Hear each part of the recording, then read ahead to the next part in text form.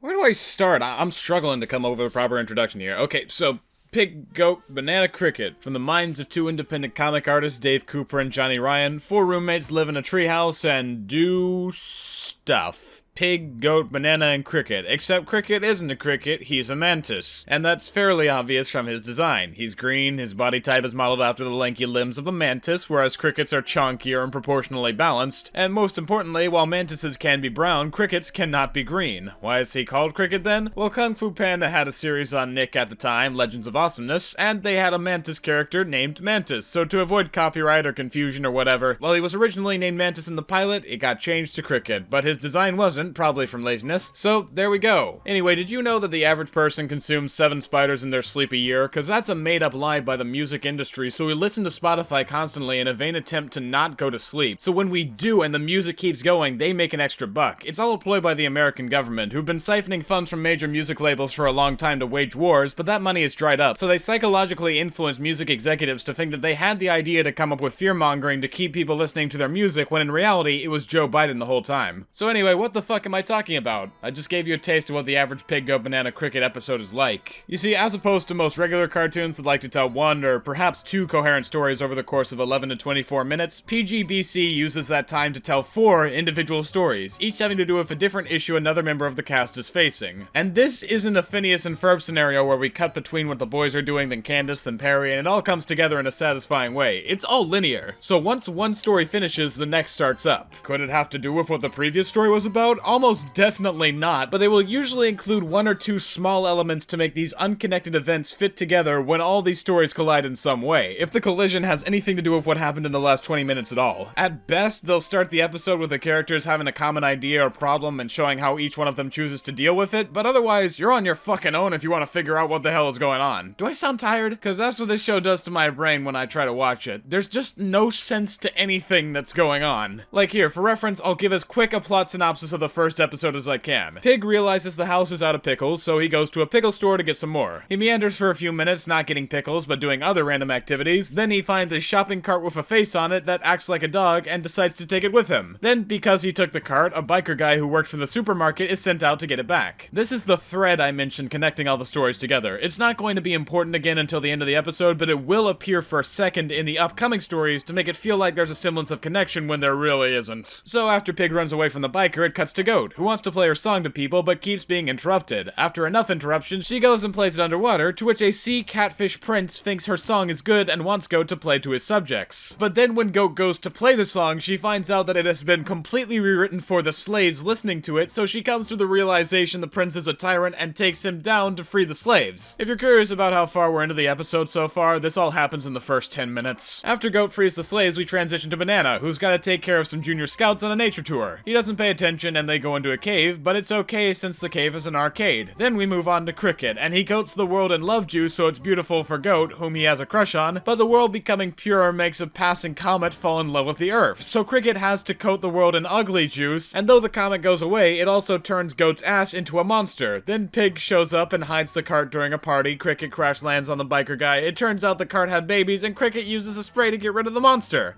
The end.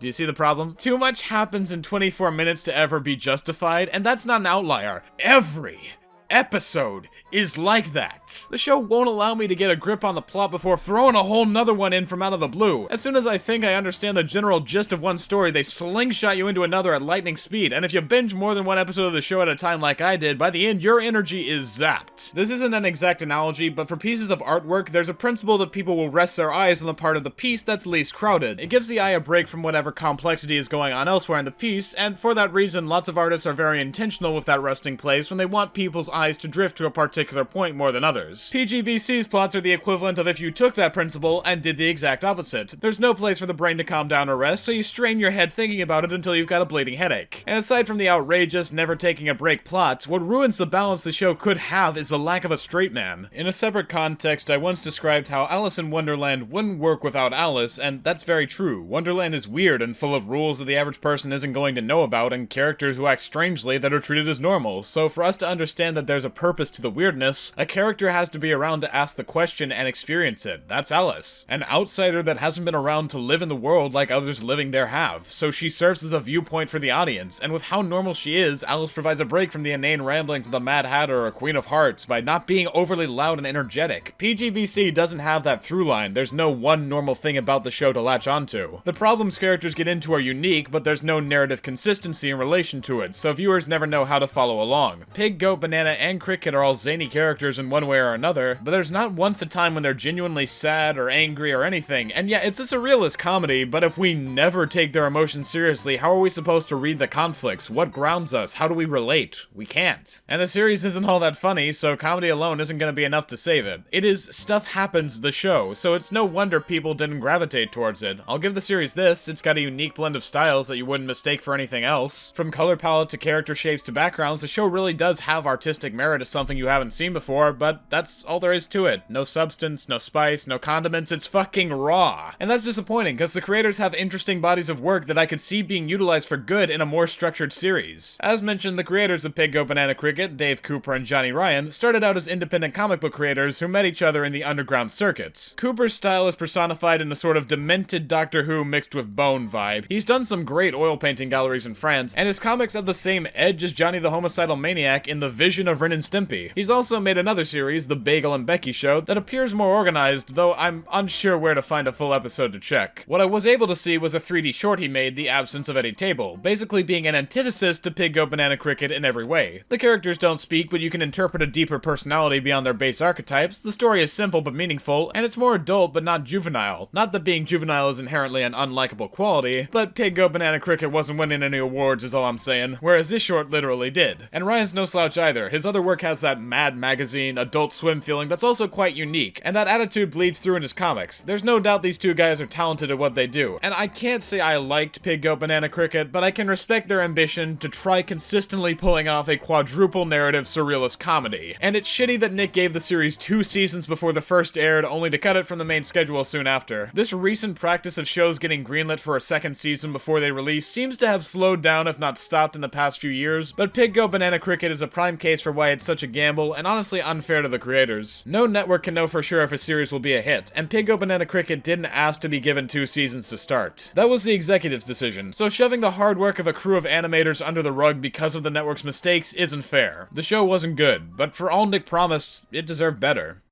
Not a bear and not a yeti. Holy heck, that's just confetti! Ha! Bunsen is a beast. More like Bunsen is a mid. Got him.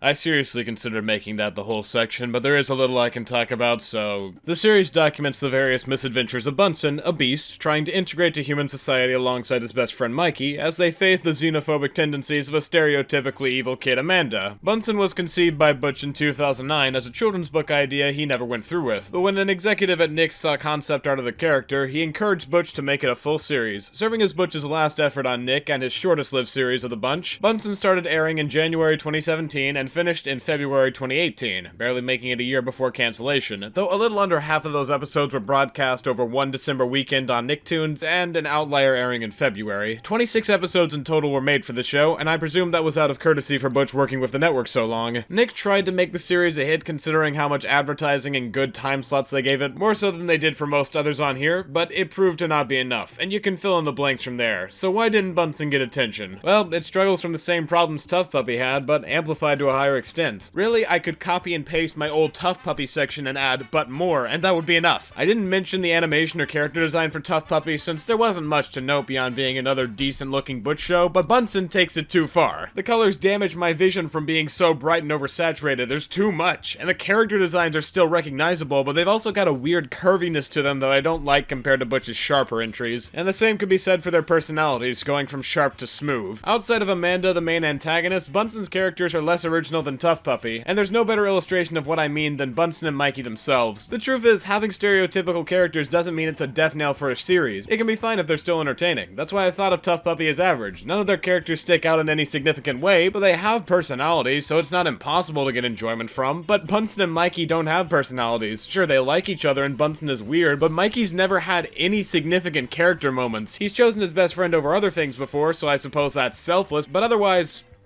I'm drawing a blank here, and that's so unusual when Butch's other protagonists don't have this problem. Mikey stands out as exceptionally bland, but that's never a facet that's made fun of or used as a character detail, so it has to be unintentional. And while Amanda is better, it doesn't make her any less archetypal or developed in any meaningful way. She's a rich girl with braces that gives her a lisp, and she's evil, plus she has a crush on Mikey. The last thing is kinda intriguing, but they don't do shit with it outside of jokes, so who cares? That's my reaction to Bunsen. Who gives a singular shit? It's boring, it's unremarkable, it's lame, and a baffling detail I noticed was that give or take 4 to 6 writers would work on one episode. Why? What's the purpose of having that many writers on an 11-minute episode of Bunsen is a Beast? Not like it showed. I am done with this. It was a total waste of time, both in terms of me having to watch it and the crew having to work on it.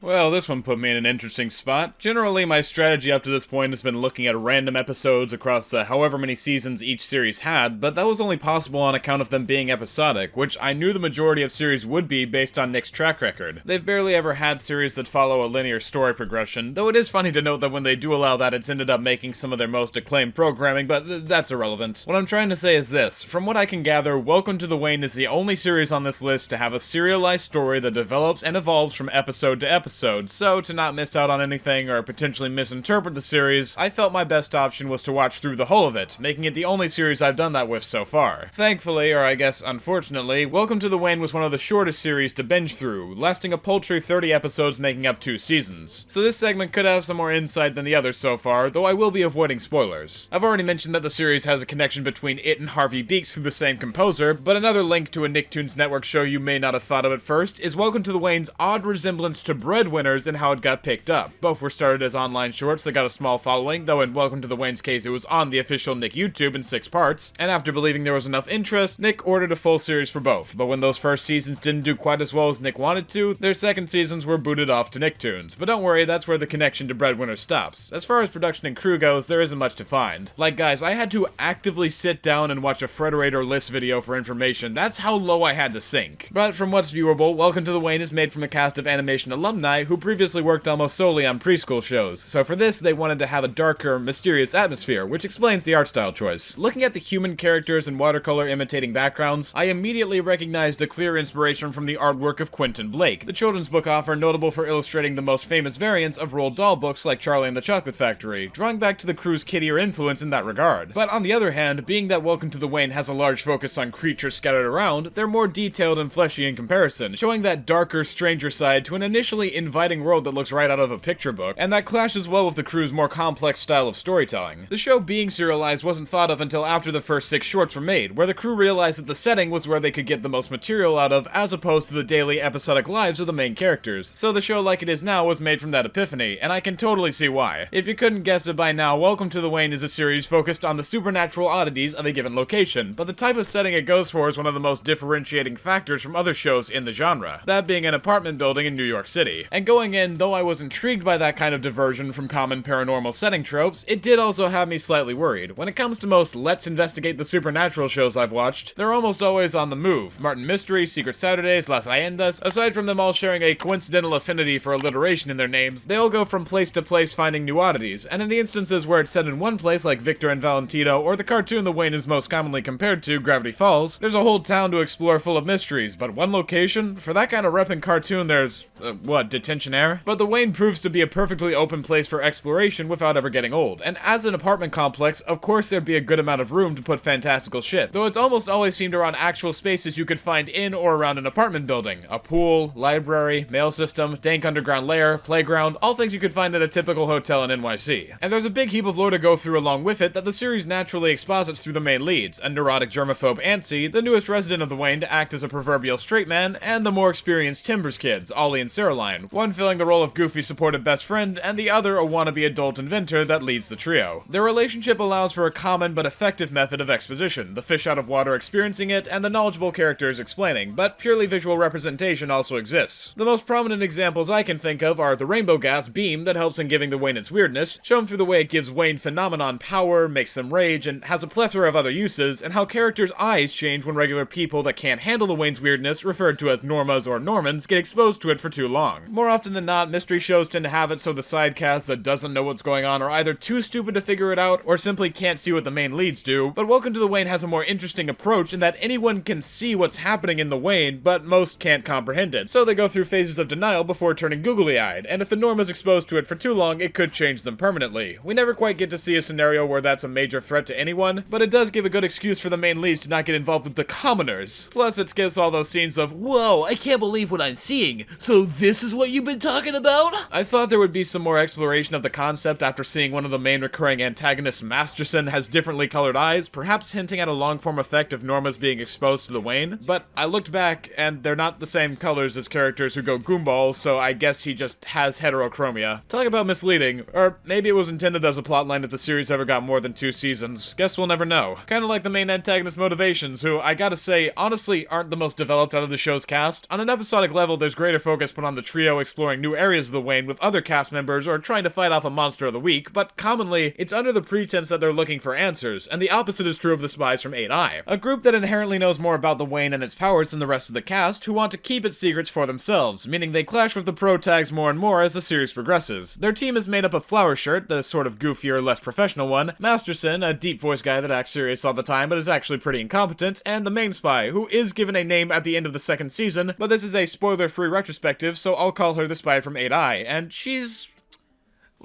pretty much every shady organization wearing suits trying to harness the power of a paranormal phenomenon leader you could think of. She's serious, sort of conniving, and yeah, she had the most prominence in the story, but also the least character-defining attributes. I mentioned how she gets a name at the end of the 2nd season, and that connects her to another character, possibly hinting that the 3rd season would have put some attention on that, but it's not explained in the time we're given, and the series was cancelled, so that's another thing thrown up in the air that could relate to her character, but we're never gonna know. I won't say why, but Flower Shirt also doesn't get much development, and leaves after the 1st season for reasons that would imply we'd see him again for some purpose, but no, he's never seen again. Another loose plot thread the crew didn't get to finish. Masterson is my favorite for having the most defined personality of the group, but as a side to the spy, he doesn't get as much attention, and that's a shame when he's such a lovable idiot. But regardless, he and the other spies are never given more extensive motivation than, we want the power of the Wayne to control the world, but they never elaborate how they would control the world or why they want to control the world. We know they work for an organization called Kaleidoscope, and in season 2, one of their bosses shows up, but he doesn't say why he wants the power either. It's always, I want the power, give me the power, and he's got a whole backstory that's connected to the other characters characters in the Wayne, meaning he's known about the power for a long time, but he just doesn't explain. And I can only chuck these discrepancies up to the second season having half the episodes season 1 did, meaning the crew had to be more selective with what they did in case the third season wasn't picked up, which it wasn't, but it's still annoying that theoretically, due to that episode cut, multiple ideas and plot threads end up unfinished or left to be implied. And that hurts, because when the series does complete its mysteries, they end up being great. Season 1 especially had a great main storyline about a character named Andre, setting up his role in the plot, how other characters factored in, why the spies were after him, and keeping each episode self-contained enough to be viewable out of context. Not like there would be any opportunities for that considering how the show was aired, but that's for later. The first season also did a good job exploring the relationships between the trio. They're fun and quirky for sure, but underneath that, there are internal troubles unique to each of them, such as Ansi being torn between staying at the Wayne with his dad or going home to see his mom, and Caroline struggling with wanting to grow up despite being 7 to 8 years old. It humanizes them more than other trios that don't reach beyond their basic tropes and stereotypes, and the same approach is taken with the sidecast. Welcome to the Wayne, at least in the first season, took a significant portion of its time introducing the various personalities living there, not only showing that the Wayne wasn't just a place with unique monsters, but unique people too, and setting up a significant plot twist later in the season. I expected they'd carry over the same kind of narrative cohesion for the second season, but like I theorized, most likely due to the shorter batch of episodes, season 2 kept the center focus on the main trio, plus a side character, Catherine Alice, and a new girl from the pilot, the Arcsign. I don't hate the change of pace or anything, as the Arcsign could be considered season 2's Andre, but she, much like the spies, didn't get too much character growth, and during the time we had eyes on her, it always felt like the rest of the original cast was left to not do anything, even when stakes were low and the crew was chilling. The end of season 1 does a great job setting them up as a sort of unified force, but then it disperses and doesn't get back together till the finale, and even then it's only sort of halfway. But regardless of that, I don't want to take away from the crew's achievements and the fun I had watching Welcome to the Wayne. The second season might leave some loose ends and not quite measure up to the greatness of the first, but it's still better than the average cartoon, and there were obviously more stories its staff wanted to tell. But to be fair, the fact it got a second season at all was surprising to a lot of people, which brings us to the part where we talk about the shit Nick did that made sure the series wouldn't succeed. I offhandedly passed over it before, but one common problem that a serialized series can have on TV is this. If it leans too far into the story and becomes hard for people to jump into, watching one miscellaneous episode can lead to confusion. This is why, to remedy that, a lot of networks will do reruns in a way that start at the beginning of a series and start over when they get to where the show is currently. I remember that was how Nick handled The Last Airbender in the years after it finished. Welcome to the Wayne never got to be treated that way though, since it only aired during new episodes, and guess what? Rather than having a normal once-a-week spread-out release schedule for episodes, Nick took the shotgun approach of airing 5 or so episodes in a week, waiting a couple months, then doing the exact same thing again. Reminder, it only aired new episodes in those time slots, and there were no reruns, so if you wanted to keep up with the story, you had to know when the static burst would happen and make sure you tuned in every day at the same time for a week to do so, but who am I kidding? They couldn't follow that structure either. After 9 episodes of this stated strategy, they moved it to Nicktoons and cranked out the rest of the season in 2 weeks. Then there was almost a full year of no news about the show's status, and it was finally announced that the show would get a half the length of the first season second. And boy, if they didn't change the schedule up again! This is the final switch up. They aired 2 episodes together on the same day every week for 5 weeks, and that was the end of Welcome to the Wayne. God, that's fucking harsh. Harvey Beaks got some harsh treatment pretty early on, but the first month or so had reruns of a few episodes in between the new ones. This show got nothing and tried its hardest knowing it wasn't appreciated by the end of the first season's run. All I can do is offer my condolences, say to check it out, and maul over the fact it deserved better than it got, but it doesn't make my pleas any less. Watch Welcome to the Wayne if you find it. I promise, it's worth your time.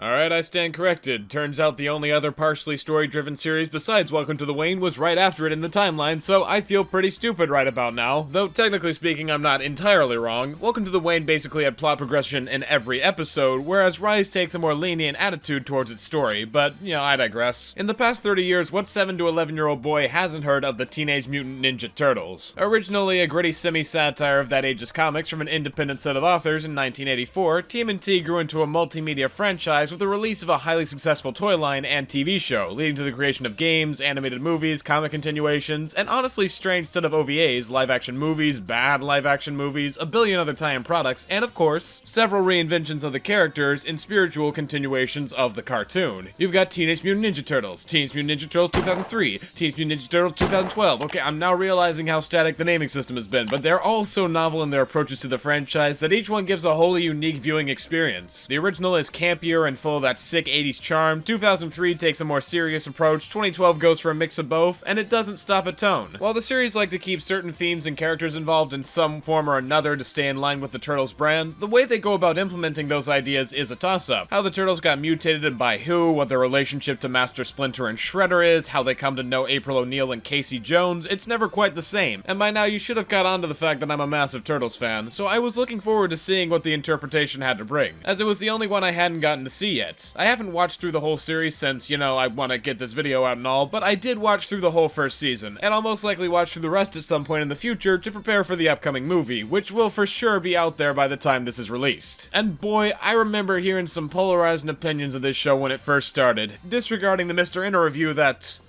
we shall not speak of. I heard a good amount of backlash from people that didn't like the Turtles' changed designs, the series' tone, and generally how much more willing it was to break the mold than other series, and I understand why that happened. After all, when the new series was announced, the franchise's previous iteration, the CG 2012 series, a highly beloved version, hadn't finished airing yet, and though it doesn't qualify for the retrospective with how good of a run it had on Nick, it was booted to Nicktoons for its last season, so in a way you could see the announcing of Rise in conjunction with 2012's canceling as a sign that it could have gone on for longer, but Nick wanted something new. That frustration is valid, but I don't believe the level of hate the series got to begin with was at all warranted. Like, this show was being compared to Teen Titans Go, and in 2018, that was the worst insult you could throw at a series, though in recent years it looks like public opinion on that show has changed too, so maybe it's a more apt comparison than I initially thought. But for real, Rise is nowhere close to TTG or Powerpuff Girls 2016 or Thundercats Roar or Ben 10 2018 or whatever the...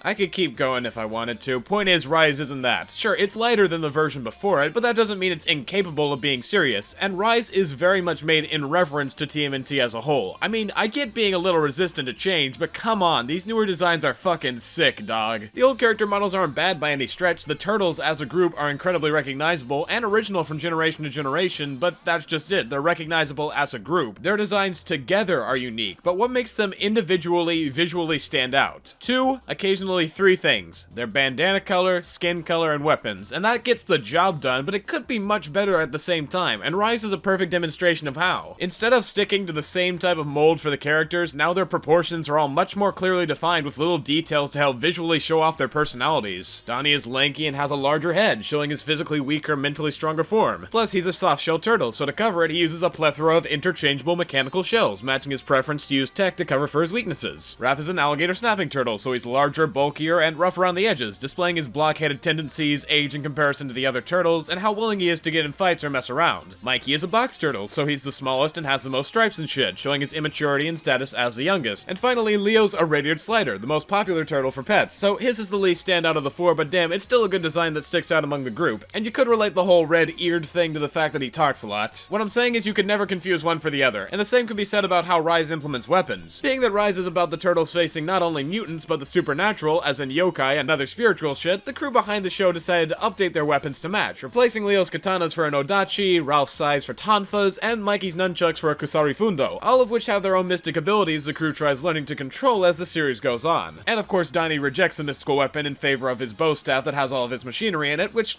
continues to match with his personality. And what I like about this change is that their replacement weapons aren't so unrelated from the Turtles' previous ones that it feels wrong, but they also aren't so derivative that you can't see the difference. It's a shakeup of the previously established formula to again better show the Turtles' identities, and the mystical element adds to the whole Rise part of the series' name. It's got a more prominent focus on the becoming a team element of TMNT than previous shows, this iteration's team not having the same coordination, skills, or control as older versions. And part of that's accentuated by how unused to the mystical abilities the crew is, slowly getting better as it goes, mirroring how the Turtles are getting closer as a family, and that includes Splinter, who's gone through some interesting changes. Another point of contention fans of TMNT had for Rise was its new take on Splinter, the boy's sensei and father, going from a wise, respectable master of the martial arts to a smaller, jerkier, almost kind of pathetic guy, and while the backlash for his reveal was more reasonable than the changes to the Turtles' designs, in this case fans jumped the gun with their criticism, since there is a good reason for why Splinter is the way he is. Unlike other versions of Splinter, this one grew up rejecting his destiny to keep away the Shredder so he could become a famous movie star, so after he was transformed and lost that fame, it made him wonder what his life amounted to when everything he worked on was gone, and the boys gave him that purpose. True, he starts out jerkier and less character-wise than other Splinters, and that's by design, and it contributes to the development he has alongside the boys, reclaiming his dignity and proving he's still a master of ninjutsu for the sake of his sons. Normally Splinter's in the background while the turtles fry out their issues and occasionally come to him for advice or help when necessary, but in Rise, he's got an active role throughout the story, having the same level of importance as the turtles, and that was nice to see, though Splinter isn't alone in having a new role. My favorite version of April will always be saved for the 2003 edition, but I do really enjoy this take on the character. There's no need for an introductory episode of her and the turtles meeting, cause they're already friends, and she's involved with fighting from the beginning, so she's more adept at taking care of herself when alone. She's sassy from having to deal with supernatural weirdness for so long while just wanting to be a teenage girl, but that also makes her the most responsible and logical of the group, being used enough to know what to do, but not so used to it she can't tell when the turtles are getting into something stupid. She may not be the perfect representation of reporter girl April O'Neil, but she's got the dynamic with the turtles down packed, and sort of acts as a mix between the generally associated archetypes of her and Casey Jones while he's not in the story. And dear God, I'm so impatient to talk about the animation, I can't come up with a decent segue from where I'm at, so fuck it, let's jump right in. Rise of the TMNT is a visual orgasm from start to finish. It's the best 2D animation on a TV budget I've watched since Kill la Kill, but unlike that, Rise never takes a break from having absolutely insane production values and consistency. I don't care if you're the most jaded, unapologetic hater of cartoons imaginable. Anyone that says this show looks anything less than godly is either high as shit or blind as fuck. The details in character design, the precise, flowing movements, smear frames, visual effects, shading, impact, comedic timing, the high-end perspective shots, rolling, fast-paced tracking shots, ability to keep up with multiple characters pulling off complex movements at the same time on screen, the cohesion of characters fitting into scenes while doing it, the bits of CG integration, the color palette, all of it is so absolutely breathtaking. Do I even need to keep talking when all you need to do is look at it to get what I'm saying? You could just watch the show for its visuals and get so much more out of it than you ever would with most other cartoons airing today. Or I should say you'll get more out of it than other shows that have aired, seeing as it's already been cancelled after 2 seasons. Another one lost to the "we ordered 2 seasons, but when the first didn't turn out as well as we wanted it to, we shortened the second and moved it to our sister network treatment." Granted, keeping up this level of animation for longer than 2 seasons would be more godly than the animation itself, but, you know, whatever. At least there's a full-length TV movie on the way. That's something.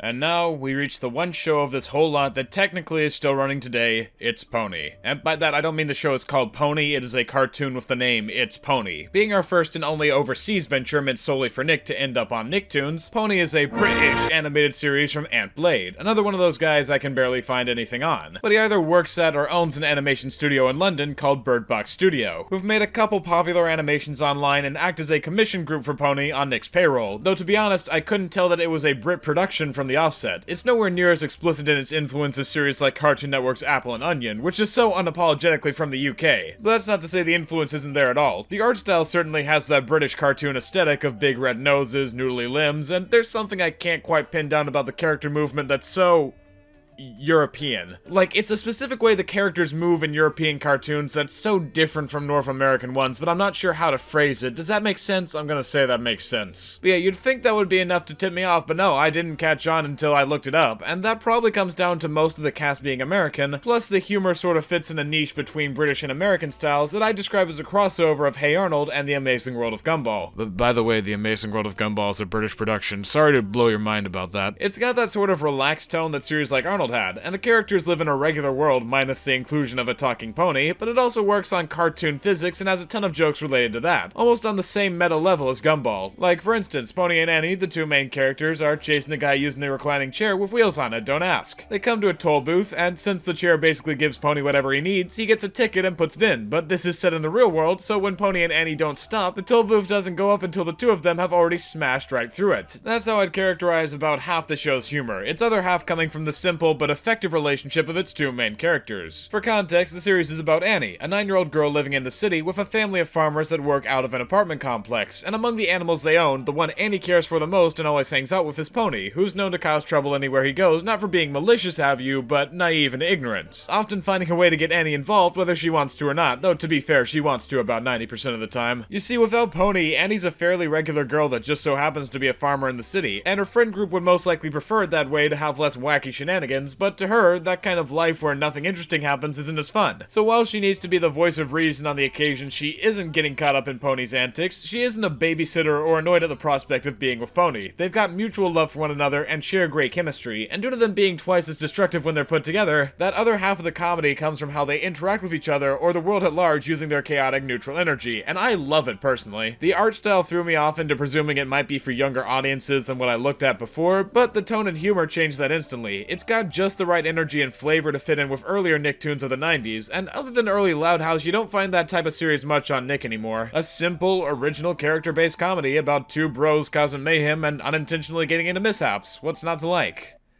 Other than the fact it's on track to being canceled basically for certain. Did I just make that awkward? Sorry to say, but it's true. There hasn't been any official confirmation from Nick that they've stopped producing episodes, but the second season aired solely on Nicktoons, and viewership for the channel has dipped significantly alongside TV as a whole. So it's reached such a low that It's Pony's new episodes had an average of 0.06 million views, aka 60,000. And in the worst cases, as low as 0.02 mil.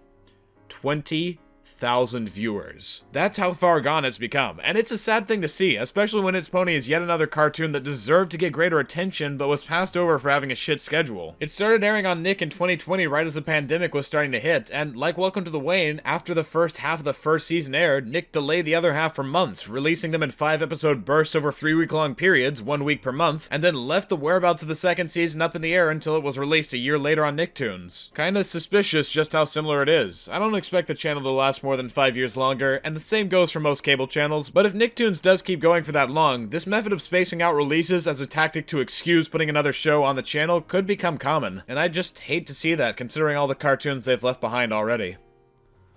Graveyard channels are an interesting place to go and look for content when channels have them. For people that didn't choose to or were unable to watch them as a kid, there's sort of a mysterious element involved. What kind of content is there? Why is it so much harder to find some of them? How'd they end up here in the first place? And while I don't have the answers for everything, I can give you a decisive response to that last one. They're here because the networks wanted it that way. Could be they didn't believe after production ended, could be staff change at the network, could be too high of expectations, but whatever the reason, it's almost never fair. Not fair to the staff, to the creators, or to us, the viewers. Curious fans of a lesser-known property may wonder where their favorite show ended up, if it continued, if anything more became of it, and others just want to know what's out there.